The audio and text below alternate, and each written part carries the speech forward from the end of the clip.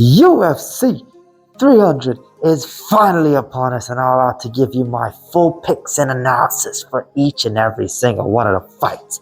So let's get straight into it. First of all, we're going to be looking at the Cody Garbrandt versus Deiveson Figueiredo. I'm a huge Cody Garbrandt fan. Loved him ever since watching his performance against Dominic Cruz. It was perfection. But I gotta back Deiveson Figueiredo on this one. The reason being, Cody Garbrandt has been so up and down in his fights. His fight against Brian Kelleher, he did look like the Cody of old. But his fights before that leave a lot to be desired. His chin, it's nowhere near where it's supposed to be at the UFC level, being cracked by guys such as Pedro Munoz, Kai Kara France. Like, come on, Cody, no love. If you can't survive shots against those guys, how are you going to survive shots against a guy like Figueiredo? Not only that, losing to Rob Font in the way that you did, and the way Figgy performed against Rob Font, I understand that's MMA math and that doesn't always work. Rob Font absolutely schooled Cody Garbrandt and couldn't make a note against Figueiredo. Figueiredo, his only significant loss is being to Brandon Moreno, but at the same time it's Brandon freaking Moreno, the baby assassin. One of the best in the division, apart from Alexander Pantoja, but I'm straying off topic. Give me Deiveson Figueiredo inside the distance. I would stay away from the finish by KO, even though that's very likely, mainly because he can easily snatch up a submission once he knocks Cody Garbrandt down. I don't see Cody being the top inside, but he can definitely pass out. Next up, we're going to Bobby Green versus Jim Miller. And Jim Miller, what a legend. So many UFC wins fought on UFC 100, 200, and he's going to probably retire at UFC 300. However, assuming Bobby Green comes back well from his knockout loss in his last performance, Bobby Green should have a very shutout performance against Jim Miller. Jim Miller is on the tail end of his career, and Bobby Green, he's a very tough dude to get out there. And once he catches you in a slugfest, he's got power. I don't think Jim Miller is going to be able to handle that. A big fight that swayed my pick more into Bobby Green's favor is the Alexander Hernandez fight. Like, Alexander Hernandez was able to beat Jim Miller by decision. And if Hernandez is able to do that, come on, Bobby Green should as well. Jim Miller's recent performances, yes, they were impressive, but look at the quality of contender he was fighting. Nobody to Bobby Green's level. Bobby Green, yeah, he's been losing sometimes, but it's to higher quality opponents. Jalen Turner is a really, really good fighter. Can you say the same about Alexander Hernandez? I know we're talking simply resumes here, and if we go down Jim Miller's resume, we're going to be impressed. But Bobby Green is a harder fighter right now, so give me Bobby Green. Next up, we're going into Jessica Andrade versus Marina Rodriguez. Now, I'm going to preface this by saying Marina Rodriguez is a better fighter than Jessica Andrade, but is she going to be able to survive the power of Jessica Andrade? I don't think she can over a span of 3 full 5-minute rounds. I think at some point in the fight, she's going to get caught. And whether if it's early, she can't get caught and put away, or she can't be caught and fearful of the power, and that can eventually cost her the fight. These are pick-em odds, and I personally wouldn't be betting on it, but I back Jessica Andrade to get this one done. Next up, we got Jalen Turner versus Renato Moicano, and this one is one that I'm going to follow Renato Moicano's YouTuber financial advice and don't bet on this fight. Jalen Turner, a lot of power. Renato Moicano, great submission ability. I would really like it if Moicano could win, but we'll see how this fight goes. I'm not giving you any advice on this one. Follow King Moicano. Don't bet. Next up, we got Sadiq Yusuf versus Diego Lopez. And this one, the reason this one is so tough to predict is because of the tear that Diego Lopez has been in. Like Sadiq Yusuf could be pushing for the takedowns, trying to get the control time, trying to get the ground and down. But Diego Lopez, he's not going to stay put. He's going to keep throwing submission after submission after submission. However, Sadiq's going to be aware of this and he's going to be able to avoid submissions. But is he going to be able to avoid the wild, sporadic striking of Diego Lopez? I think he is. I'm leaning more towards Sadiq Yusuf because of the 3 rounds. If it was 5 rounds, different story. But I'm leaning more towards Sadiq Yusuf. I think he's going to be able to control and avoid the submissions, get some control, land some good shots, squeak out rounds, and get the decision. Next up, we got a barn burner, right? Yeah. We have Holly Holm versus Kayla Harrison. Okay, this is a pee break, but I'm giving it to Kayla Harrison. Holly Holm is aged well past her prime, in my opinion.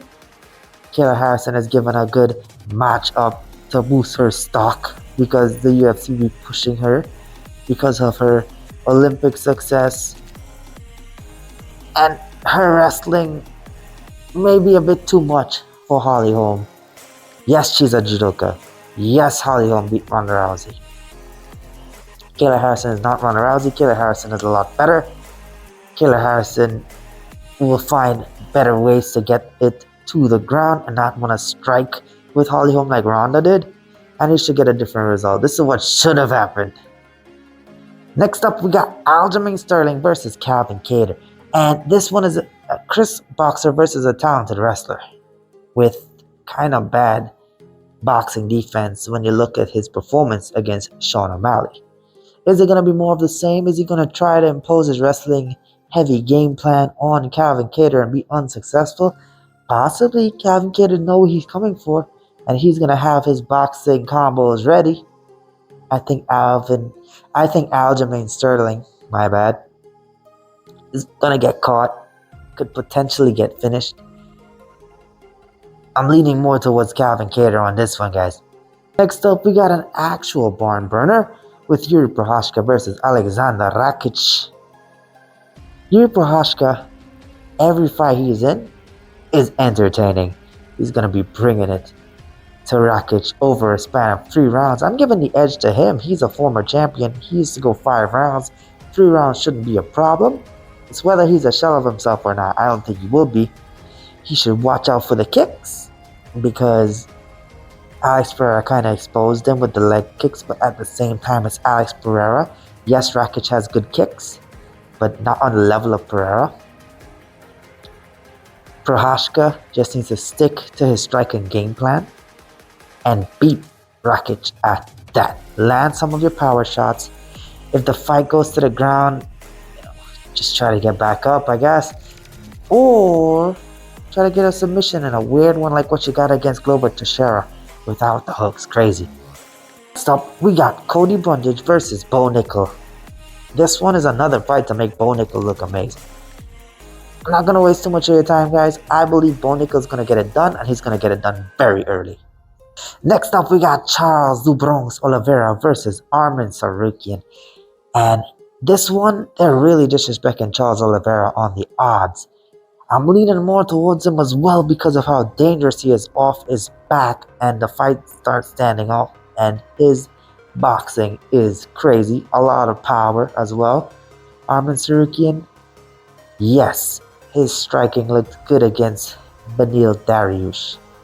It's Beneil Dariush. Oliveira beat him pretty easily as well.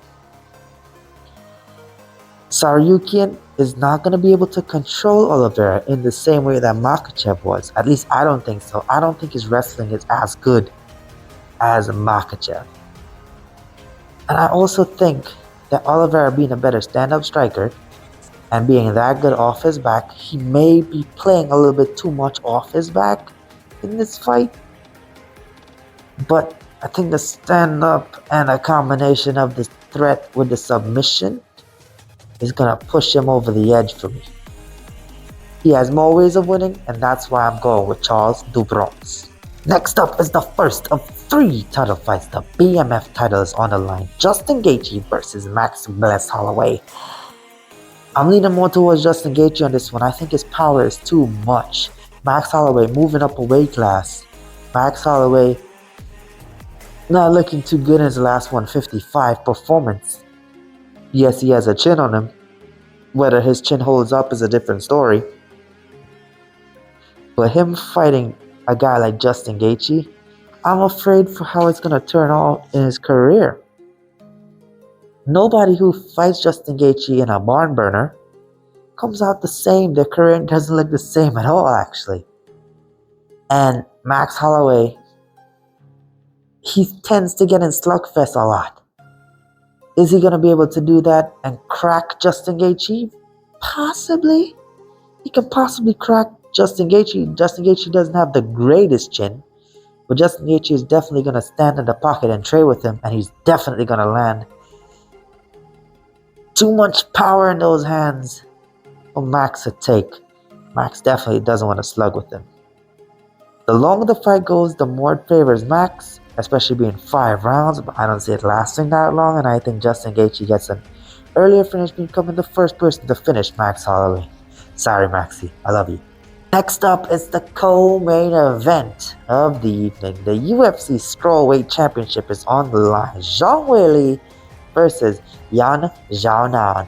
And this one is very, very straightforward. Weili Zhang is running through this division.